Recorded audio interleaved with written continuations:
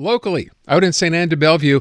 And this is a story, as I said, when we first talked about this, seemed like such good news. Losing one store, having it leave the area, and then all of a sudden local ownership comes in and things turn around and it looks like it's all going to be great. Fast forward to now, that's not the case. Paola Hawa is the mayor of Sainte-Anne-de-Bellevue. She's on the line. Paola, listen, do you remember the last time we talked about this? It was great. We're going to save a store. What happened here? Well, unfortunately, I think realities set in, and it's what a lot of small businesses are feeling right now. They feel the pressures. It's all about the big box stores, and the little guys get left behind, and that's really unfortunate. We're all paying for it. And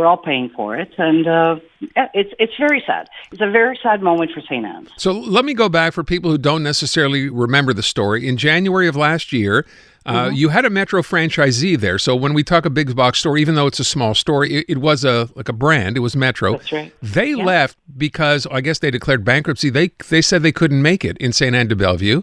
Mm-hmm. What was their rationale at the time? That simply the population didn't warrant it? What was going on?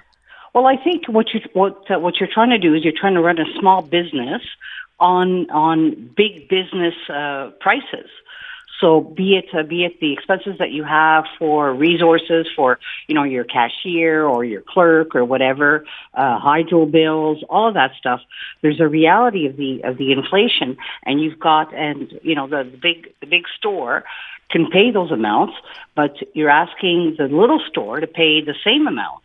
And that's just not realistic. It's untenable as a business model. And obviously Metro wasn't prepared as the parent company to just keep pouring money into this when it was losing money. Well, you know what? I think Metro did a hats off to them when this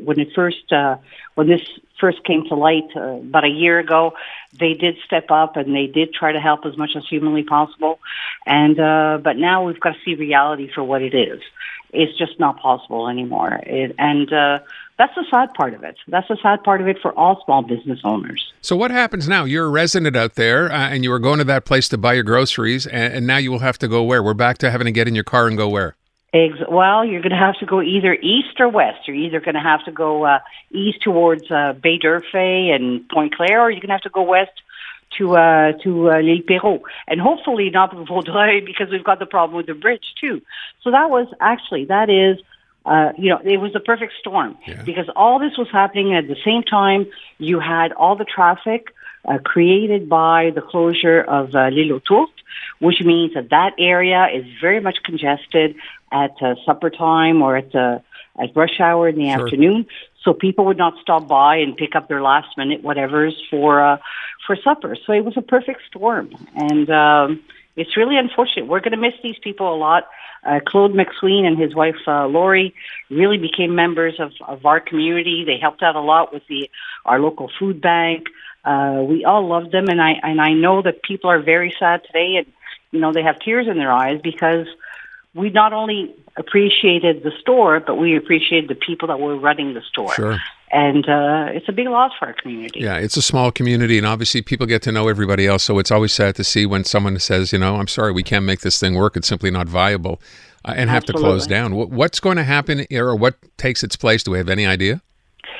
Do you want me to be realistic, or do you want me to put rose-colored glasses on? I'd rather you put rose-colored glasses on, frankly. Rose-colored glasses, somebody will swoop down and save the whole thing. But to be realistic, again, it's a question of the business model, and it's a question of whether the business itself is tenable, and it's not.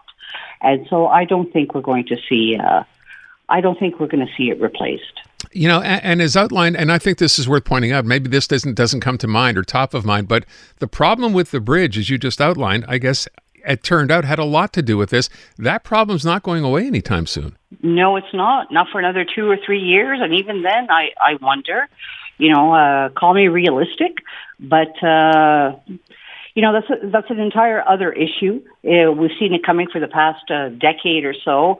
And it's unfortunate, but people have to realize it's not just a question now of being stuck in traffic. It has serious repercussions all over the West Island, the western part of the West Island, and the eastern part of Vaudreuil. Businesses are hurting. And I think a lot of people sometimes don't think of that stuff, but it's that is an impact. You know, we saw Genevieve Guilbeault when they went out there to announce what was going on. A variety of mayors from small communities out there. Yeah. At this point though, you're kind of dealing with what other small town mayors are dealing. Forget that that public appearance thing together. I just wonder, is it the kind of thing you go to the provincial government and say, look, I know this wasn't necessarily your fault. This had to get done, but we need help for our local businesses here. Has that discussion even happened? Of course, it's happened at many different levels, but we are not the only community going through this. Right. There are 300 other communities across the province and across Canada, actually, that are going through this. So, you have to find your place at the top of that list, and that's very difficult, especially when you're a small community like ours. But yeah, at the end of the line, just remember, we're a West Island community on the western tip of the island of Montreal, and that's the influence is. Wait a sec.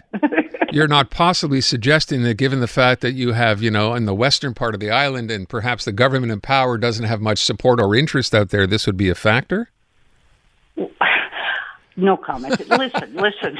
No, I think we all get that. I don't want you to put words in my mouth. I don't want you to put words in my mouth, because that's not fair. All right. Because we've had this issue through successive different governments, right?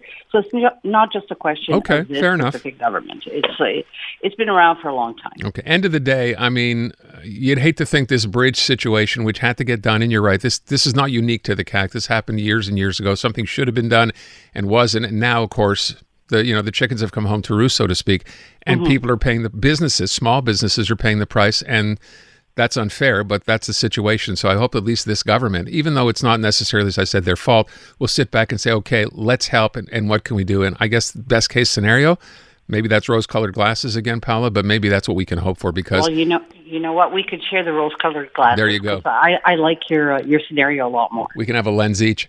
Paola Hawa, the mayor in Sainte-Anne-de-Bellevue, good talking to you again. Take good care.